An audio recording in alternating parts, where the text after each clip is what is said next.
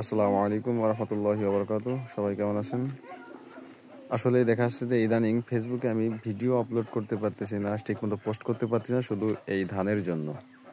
এটা 2-3 মাসের মেহনত, চাষির আবেগ, সোনালী ফসলগুলো বাড়িতে আনতে পারছি। এই সাইডে দেখেন, এই যে আমাদের এবারের ধান, এটা মড়াই করবো, এখনো আসে নেই।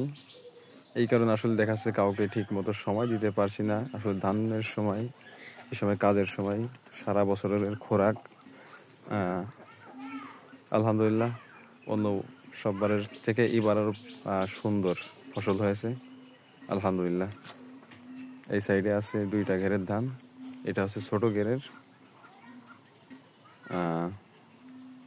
সব ঢেকে রাখা হয়েছে, মাঝে মেঘ হয়েছিল, আসলে আকাশের অবস্থাও বেশি ভালো না, তাই আর কি, এই কারণে আপনাদেরকে সেইভাবে সময় দেওয়া হচ্ছে না।